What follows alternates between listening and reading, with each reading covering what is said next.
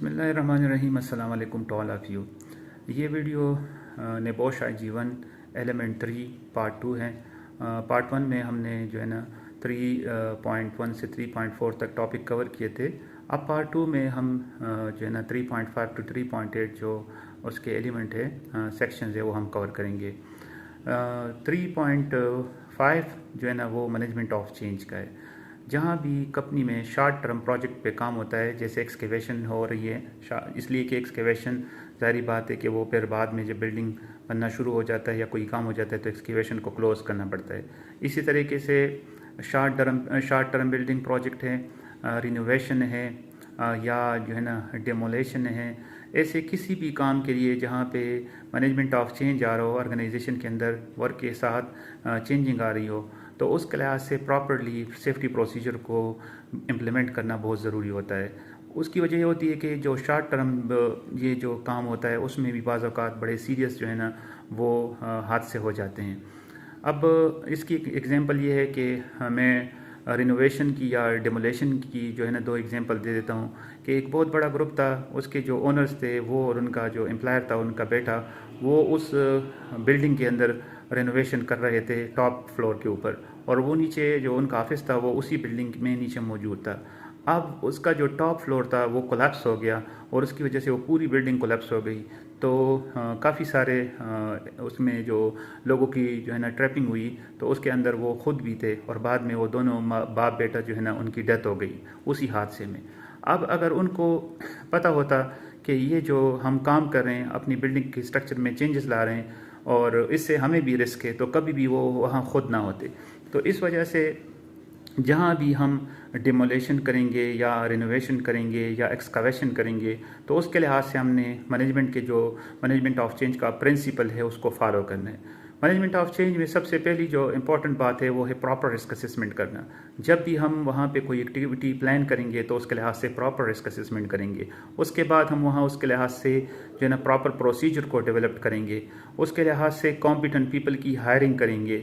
उसके बाद हम वहाँ इमरजेंसी प्रोसीजर को जो है ना वो डेवलप करेंगे और उसके बाद हम उसको इम्प्लीमेंट करेंगे। ख्वाजा क्या होती है कि खुदा न ख्वास्ता अगर वहाँ पे कोई भी इमरजेंसी आ गई तो फिर शायद हम उसको प्रॉपर्ली टेकअप ना कर सके, और इसी इमरजेंसी प्रोसीजर जो इसके बाद हमारा एलिमेंट है उसमें हम पढ़ते हैं। तो पहली बात ये आती है कि इमरजेंसी प्रोसीजर क्यों ज़रूरी होते हैं। जहाँ भी इमरजेंसी आएगी और वहाँ हमारे इमरजेंसी प्रोसीजर नहीं होगी तो उस लिहाज से फिर हम उस इमरजेंसी को प्रॉपर्ली टेकअप नहीं कर सकते। उसको अगर हम टेकल करेंगे तो फिर वो हमारे लिए मुश्किल हो जाएगा। हमारा ज़्यादातर जो अप्रोच होता है वो रिएक्टिव अप्रोच है कि इमरजेंसी आती है तो फिर हमें आइडिया होता है कि अब हमने क्या करना है, और उस वक्त एक एक मिनट कीमती होता है। तो अगर आपके पास साथ कंपनी में, ऑर्गेनाइजेशन में इमरजेंसी प्रोसीजर पहले से डेवलप्ड हो चुके होंगे तो ज़ाहिर बात है कि फिर उसको फॉलो करना, उसको इम्प्लीमेंट करना वो बहुत ज़्यादा आसान हो जाता है। मिसाल के तौर पे कन्फाइंड स्पेस हादसा हुआ, उसमें 5 बंदे जो है ना वो कन्फाइंड स्पेस के अंदर जो है ना वो मौजूद थे, वो पाइप के अंदर थे, वहाँ पे वो उसकी जो है ना वो लेगिंग कर रहे थे, पेंटिंग कर रहे थे, और वहाँ पे जो है ना फायर काज हुआ। अब वो बड़ा जो है ना वो पाइप था वो उसके अंदर दूसरी साइड पे चले गए, लेकिन अनफॉर्चुनेटली वहाँ कोई रास्ता नहीं था, तो वो तकरीबन 45 मिनट तक उसके अंदर जिंदा थे। बाद में वहाँ पे ऑक्सीजन डिफिशिएंसी हो गई, टॉक्सिक जो है ना वो आ गए हैं एग्जॉस्ट फ्यूम, और उसकी वजह से उन 5 बंदों की जो है ना वो जो है ना डेथ हो गई। अब अगर उनके इमरजेंसी प्रोसीजर पहले से प्रॉपर्ली मौजूद होते तो शायद जो ये इमरजेंसी थी जो कि स्पेसिफिक नेचर की थी, कन्फाइंड स्पेस की, तो उसको टेकल करना आसान हो जाता। लेकिन अनफॉर्चुनेटली उन लोगों ने पहले इमरजेंसी प्रोसीजर को फॉलो नहीं किया था। तो इमरजेंसी प्रोसीजर जो है ना ये बहुत ज़्यादा ज़रूरी होते हैं, हमको उसको प्रॉपरली पहले से प्लान करना होगा। मिसाल उसकी मैं एक और एग्जांपल देता हूँ। अब एक बंदा है वो कुएं में काम करने के लिए जाता है वेल के अंदर, और वो ठीक है तो वो ज़िंदा है तो आसानी से जाएगा, लेकिन अगर खुदा न ख्वास्ता वो वहाँ बेहोश हो गया तो फिर उनको निकालना बहुत मुश्किल काम होता है, इसलिए कि वो बहुत ज़्यादा जो है ना डिफ़िकल्ट टास्क हो जाता है। तो फिर आप उनके लिहाज से अगर आपके साथ इमरजेंसी अवेलेबिलिटी आपने प्लान नहीं किया, इक्विपमेंट नहीं रखे हैं, तो फिर उस बंदे को निकालना बहुत बड़ा मुश्किल काम है कि हम उसको बाहर कैसे निकालेंगे। या अगर वो वहाँ पे बेहोश हो गया किसी गैस की वजह से, टॉक्सिक गैसेस की वजह से, और आपके पास इमरजेंसी रेस्क्यू इक्विपमेंट ना हो, ब्रीथिंग ऑपरेटर्स ना हो, या आपके साथ ट्राईपॉड या क्रेन वगैरह मौजूद ना हो, तो फिर उस वर्कर के पीछे जो दूसरा बंदा जाएगा वो भी इफेक्ट हो जाएगा। तो जितने भी हमारे पास अगर इमरजेंसी प्रोसीजर किसी भी सीरियस नेचर ऑफ वर्क के लिहाज से पहले से मौजूद हो तो फिर उस इमरजेंसी को टैकल करना जो है ना वो आसान हो जाता है। अब इसी इमरजेंसी प्रोसीजर के बाद एक और जब भी हम काम करेंगे वो हमारा टॉपिक है, एलिमेंट है सेफ सिस्टम ऑफ वर्क का। What is a safe system of work? Safe system of work is a formal, recorded, systematic examination of the workplace to identify hazard and develop safe working method for it. कि जब भी आप काम करें वहाँ पे पहले आप हैज़र्ड को या रिस्क को आइडेंटिफाई करें जो सीरियस नेचर के हो, और उसके लिहाज से आप उनके कंट्रोल मेजर को जो है ना अडॉप्ट करें और फिर उसको इम्प्लीमेंट करें ताकि वहाँ जो काम है वो सेफ तरीके से हो जाए। सेफ सिस्टम ऑफ वर्क किन कामों के लिए ज़रूरी होता है? सेफ सिस्टम ऑफ वर्क जितनी भी सिग्निफिकेंट रिस्क के एक्टिविटी हो, ख़ासकर जो उसमें जैसे हाई इलेक्ट्रिकल वोल्टेज, जिसमें यानी हाई वोल्टेज लाइन पे आप लोग काम करते हैं, कन्फाइंड स्पेस में काम करते हैं, हार्ड वर्क करते हैं, डीप एक्सकवेशन में काम कर रहे हैं, वर्किंग एट हाइट पे काम कर रहे हैं, ऐसे तमाम कामों के लिए जो है ना हम सेफ सिस्टम ऑफ वर्क को जो है ना वो डेवलप करेंगे। अब जब सेफ सिस्टम ऑफ वर्क आप प्रॉपरली डेवलप करेंगे और उसको इम्प्लीमेंट करेंगे तो उसके साथ उस क्या जो रिस्क होता है वो जो है ना वो काफ़ी सारा जो है ना वो कम हो जाता है, एक्सीडेंट के जो चांसेस होते हैं वो कम हो जाते हैं। अब पहली बारी आती है कि हम सेफ सिस्टम ऑफ वर्क के जो प्रोसीजर है वो किस बेस पे जो है ना वो हम डेवलप करेंगे। तो सेफ सिस्टम ऑफ वर्क के जो है ना वो 3 किस्म के वो उस पे होता है कंट्रोल पे। एक होता है बिहेवियरल कंट्रोल, ठीक है, प्रोसीजर कंट्रोल, और तीसरा हमारे पास जो है ना उसका होता है टेक्निकल कंट्रोल। तो सबसे पहले बारी आती है कि हम टेक्निकल कंट्रोल लगाएंगे, जितनी भी इक्विपमेंट वगैरह है उसके लिहाज से हम टेक्निकल प्रोसीजर को डेवलप करेंगे। उसके बाद है प्रोसीजर कंट्रोल के हम वहाँ उसके लिहाज से परमिट वगैरह, और फिर बिहेवियर कंट्रोल में जो वर्कर है उनकी बिहेवियर, उनकी कॉम्पिटेंसी, उनके एटीट्यूड के लिहाज से उसको पीपीई वगैरह देना, उसके लिहाज से हम जो है ना उसको कंट्रोल के लिहाज से सेफ सिस्टम में डेवलप करेंगे। फिर बारी आती है कि सेफ सिस्टम ऑफ वर्क को किस के लिहाज से डेवलप किया जाए। तो उसका एक शॉर्ट एक्रोनिम है, जब भी हम सेफ सिस्टम ऑफ वर्क करें तो हमको PEME को फॉलो करना होगा। पीम या मीप इसको हम प्रोनाउंस करते हैं, इसका जो एक्रोनिम है। पीम क्या है कि जहाँ भी हम सेफ सिस्टम ऑफ वर्क से काम करें तो सबसे पहले प्रॉपर कॉम्पिटेंट पीपल की हमने जो है ना उसके लिहाज से सिलेक्शन करनी है। फिर उसके बाद है पीपल की सिलेक्शन के बाद, कॉम्पिटेंसी के बाद है वहाँ का इक्विपमेंट, जो वहाँ इक्विपमेंट हम इस्तेमाल करेंगे तो वो प्रॉपर क्वालिटी और स्टैंडर्ड के होने चाहिए उस काम के लिहाज से। उसके बाद सेफ सिस्टम का जो थर्ड कंपोनेंट है वो मटेरियल का है कि जो मटेरियल हम वहाँ पे सेलेक्ट करें उसका प्रॉपर जो है ना वो एक SOP मौजूद हो। अगर वो केमिकल के लिहाज से मटेरियल है तो उसका MSDS material safety data sheet मौजूद हो, लीगल उसकी रिकॉग्निशन हो कि वो लीगली अलाउ होते वो मटेरियल जो हम इस्तेमाल करें, और वो गुड क्वालिटी और स्टैंडर्ड के हो। जितने भी हम सेफ सिस्टम के लिहाज से उन मटेरियल को फिर सेलेक्ट करके इस्तेमाल करेंगे तो ऑटोमेटिकली उसका जो रिस्क होगा वो बहुत ज़्यादा कम हो जाएगा। उसके बाद है थर्ड है एनवायरनमेंट। जो इन्वायरमेंट में हम सेफ सिस्टम ऑफ वर्क से काम करें उस इन्वायरमेंटल फैक्टर्स को भी हमने देखना है। मसलन इन्वायरमेंट में वहाँ की जो है ना हमने जो टेम्परेचर है उसको देखना है, ठीक है, लाइटिंग लेवल हमने देखने हैं, नॉइज़ लेवल देखना है, स्पेस देखना है कि उस इन्वायरमेंट में हम जो काम कर रहे हैं वहाँ इनफ स्पेस मौजूद है या नहीं है। तो इन्वायरमेंटल फैक्टर और वो भी देखना है कि इन्वायरमेंटली कोई उसके साथ जो है ना कोई ऐसा नुकसान तो नहीं हो सकता है उस काम के लिहाज से जो हमारे इन्वायरमेंट को या वहाँ को नुकसान दे सके। तो ये तमाम फैक्टर हमने इन्वायरमेंट को भी कंसीडर करके अपने सेफ सिस्टम ऑफ वर्क को डेवलप करना होगा। सेफ सिस्टम ऑफ वर्क को इम्प्लीमेंट करने का फिर किसी भी काम के लिहाज से उसका जो मेथड है वो भी एक एक्रोनिम है, सही है। उसको हम जो है ना टास्क एनालिसिस बोलते हैं। तो टास्क एनालिसिस किसी भी काम से पहले या जॉब सेफ्टी एनालिसिस हम सेफ सिस्टम ऑफ वर्क को उसके साथ इम्प्लीमेंट करेंगे। वो क्या होता है, वो सिरडम होता है कि जब वो एक्टिविटी हम प्लान करें तो फिर हम उस एक्टिविटी को स्टेप बाय स्टेप जो है ना उसको जो है ना वो प्रोसीजरली जो है ना लिख लें और उसके बाद उसको हम डेवलप करें और इम्प्लीमेंट करें। अब वो क्या होगा कि सिरडम क्या है कि आपने वो जो टास्क के मिसाल के तौर पे आपने कन्फाइंड स्पेस काम करना है तो उसको आपने सेलेक्ट करना है, सही है, सेलेक्ट द टास्क। फिर उसके डिफरेंट स्टेजेस आपने जो है ना वो लिखने हैं। जो भी उसकी एक्टिविटी है step by step, step 1 step 2 वो आपने लिखने हैं। उसके बाद आपने उसकी रिस्क एवेलुएशन करनी है कि उसके अंदर कौन से रिस्क इन्वॉल्व है। उसके बाद आपने सेफ वर्किंग मेथड डेवलप करने हैं और उसके बाद आपने उस सेफ वर्किंग मेथड को इम्प्लीमेंट करना है और उसके बाद आपने उसकी मॉनिटरिंग करनी होती है।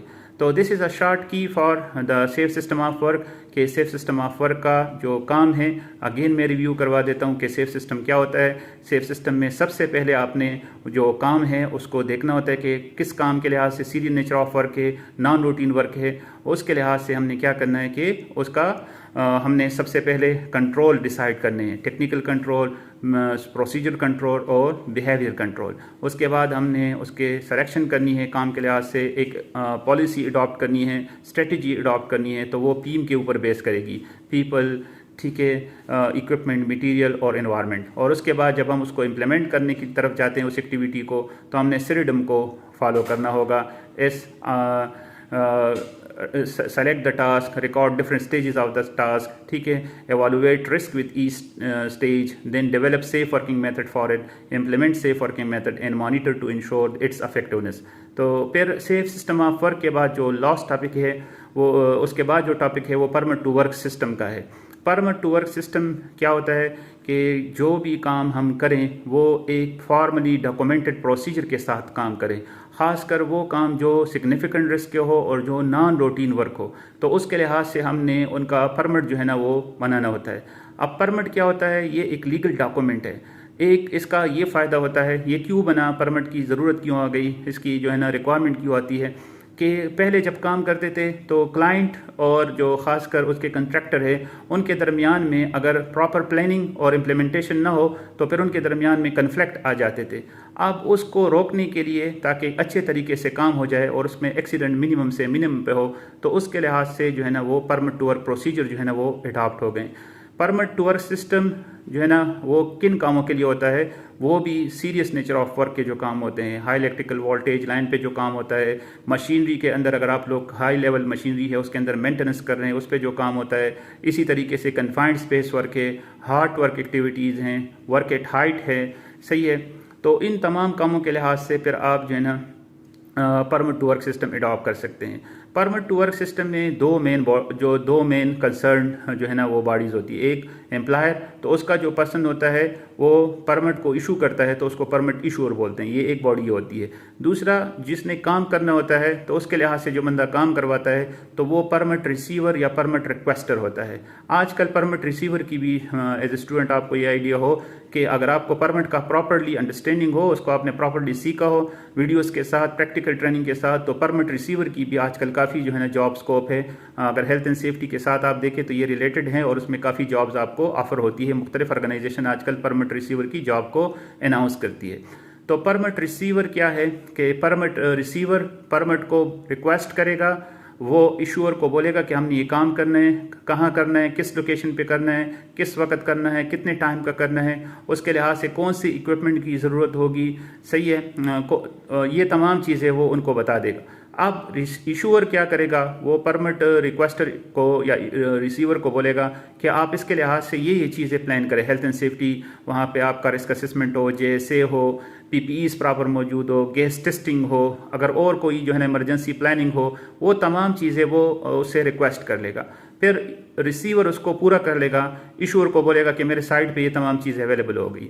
अब इशूअर उसको परमिट जो है ना वो इशू करेगा। जो इसका पहला परमिट का हिस्सा है वो परमिट के फिर 4 सेक्शन होते हैं ना, तो उसमें पहला जो हिस्सा है वो इशू का है, फिर रिसीट है, फिर जो है ना आपका जो है ना कैंसलेशन है, और फिर जॉब टास्क कंप्लीशन है, ठीक है, आपका कंप्लीटली परमिट जो है ना वो क्लोज आउट हो गया, और आखिर में परमिट की जो है ना वो एक्सटेंशन भी है। अब रिसीवर ने रिक्वेस्ट किया, इशूअर उसको परमिट तब इशू करेगा जब वो साइट में जाके उसको खुद फिजिकली वो तमाम जो कंट्रोल मेजर हैं, प्रिवेंटिव मेजर है, वो उनको चेक करेगा कि हाँ रिसीवर ने इसको तमाम को जो है ना वो कंप्लीट कर लिया है। वन स्टेप बाय स्टेप वो उसको कर देगा, वो उस परमिट को उसको इशू कर देगा। अब वो जो परमिट इशू के बाद फिर वो दूसरा सेक्शन जो परमिट का है वो उस पे परमिट जो है ना वो चला जाता है जो है ना रिक्वेस्टर या रिसीवर के पास, कंट्रैक्टर के पास। अब वो फिर क्या करेंगे कि वो अपने परमिट के ऊपर काम करेंगे और उसको जो है ना काम का जो है ना जितना भी टाइम होता है वो काम करके जो परमिट मिलता है, मोस्टली ये 8 आवर्स का परमिट मिलता है, तो वो उसको करेगा। परमिट का एक और सेक्शन भी होता है, कुछ परमिट में अलाउ होता है, मोस्टली जो परमिट है उसके ऊपर आप परमिट को जो है ना एक्सटेंड भी कर सकते हैं। तो किसी भी सेम शिफ्ट के लिए या सेम कंडीशन के मुताबिक परमिट 8 घंटे के लिए एक्सटेंड हो सकता है। तो एक परमिट में 24 घंटे में 16 घंटे का आप मैक्सिमम काम कर सकते हैं। लेकिन कंडीशन क्या है कि आपका वही शिफ्ट हो, शिफ्ट वर्क वाले बंदे हो, सुपरवाइज़र वही हो, रिसीवर, और उसके साथ जो वहाँ की इन्वायरमेंटल कंडीशन है वो भी सेम हो। मसलन कोई बारिश या तूफ़ान वगैरह ना हो या ऐसा कोई सीरियस नेचर का हादसा ना हो, तो फिर वो परमिट वही रहता है। लेकिन अगर कोई सीरियस कंडीशन के चेंजेस हो जाए या रिसीवर चेंज हो जाए या कंडीशन, तो फिर वो परमिट एक्सटेंड नहीं हो सकता है।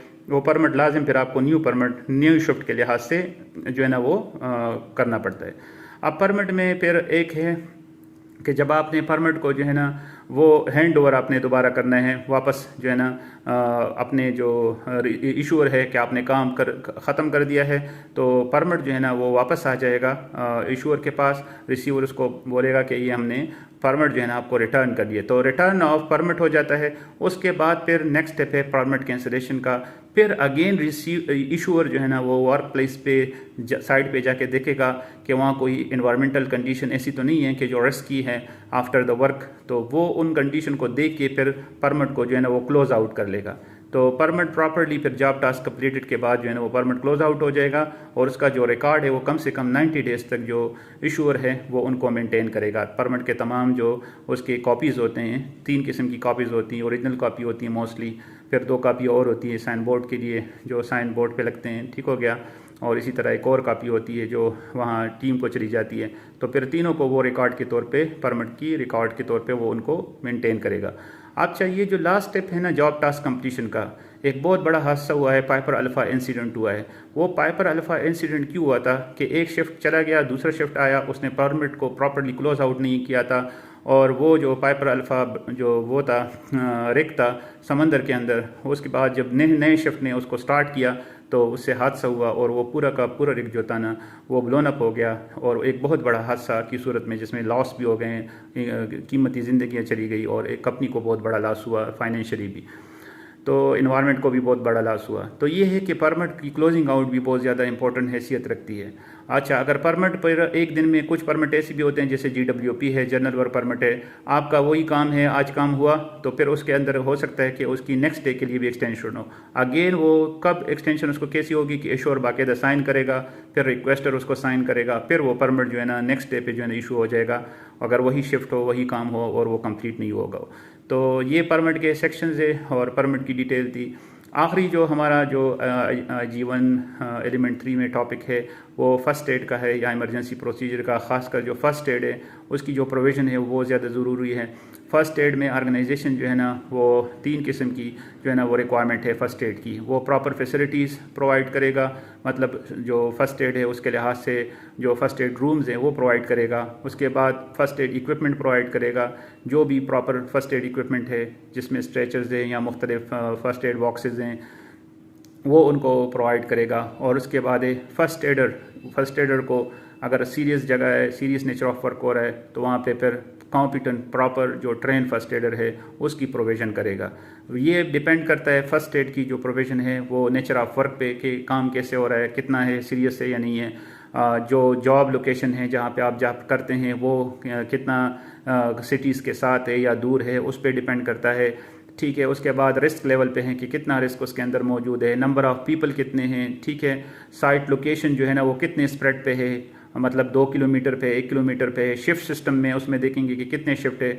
तो ये तमाम बातों के लिहाज से आपने फिर फर्स्ट एड फैसिलिटी जो है ना वो प्रोवाइड करनी है। बाज़ औक़ात आपको डबल शिफ्ट होगा तो 2 फर्स्ट एडर की ज़रूरत होगी। अगर आपका साइट जो है ना वो बहुत ज़्यादा स्प्रेड हुआ है तो उसके लिहाज से फिर आप क्या करेंगे कि आपने जो सेंट्रली लोकेटेड आपका फर्स्ट एड होना चाहिए किसी भी जगह पे, लेकिन फिर आप उसके लिहाज से 2 फर्स्ट एड रूम भी बना सकते हैं। फर्स्ट एड इक्विपमेंट में बाज़ औक़ात अगर दूर है तो आप एक फर्स्ट एडर के साथ एक व्हीकल भी जो फर्स्ट एड के लिहाज से इमरजेंसी व्हीकल हो वो भी आप वहाँ पे जैसे जैसे एम्बुलेंस से या कोई जो है ना कोई और व्हीकल हैं वो आप उसके लिए स्पेसिफिक कर सकते हैं कि ये फ़र्स्ट एड के तौर पे इस्तेमाल होगी।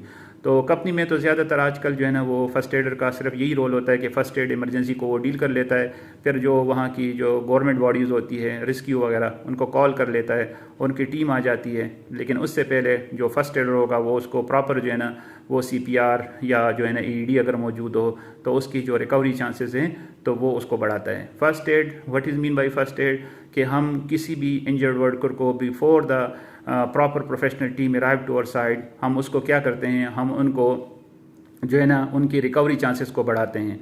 ठीक है, तो ये हमारा जो फ़र्स्ट एड का एम है वो भी 3 P's पे है कि preserve the life, prevent deterioration and promote recovery chances. तो फ़र्स्ट एड भी बहुत ज़्यादा इंपॉर्टेंट है, बल्कि मैं तो स्टूडेंट को बोलता हूँ कि जब आप सेफ्टी में आते हैं तो फ़र्स्ट एड का 1 डे का इंटरनेशनल कोर्स आप इससे के साथ कर लें, वो आपकी करियर के लिहाज से बहुत ज़्यादा फ़ायदेमंद होगा। तो एलिमेंट 3 ये सारा जो है ना प्लानिंग का चैप्टर है और बहुत ज़्यादा इंपॉर्टेंट है। ज़्यादातर जो आपका वर्क स्कोप है पेपर का है वो एलिमेंट 3 से आता है। तो आई होप सो कि इस वीडियो से एलिमेंट 3 के जो पार्ट 2 है इससे आपको बाकी जो 3.5 से लेकर 3.8 तक के जो टॉपिक है वो कवर हो चुके होंगे। और ये जो वीडियो है ये शॉर्ट वीडियो, उम्मीद है अगर आप इसको प्रॉपरली जो है ना सुन लें तो आई होप सो कि आपको हेल्पफुल होगी आपकी रिव्यू के लिए। वैसे तो आपको मैंने बताया था कि बाकी तो आप क्लास में प्रॉपरली इसको हर एक टॉपिक को डिटेल के साथ पढ़ते हैं, लेकिन रिव्यू का मकसद क्या होता है कि एक शॉर्ट नॉलेज जो उसका खुलासा हो वो आपके जहन में उन चीज़ों का रह जाए, यही आपके फिर इजीली आप इसको इम्प्लीमेंट कर सकते हैं। So thank you so much for watching this video. अल्लाह हाफिज़।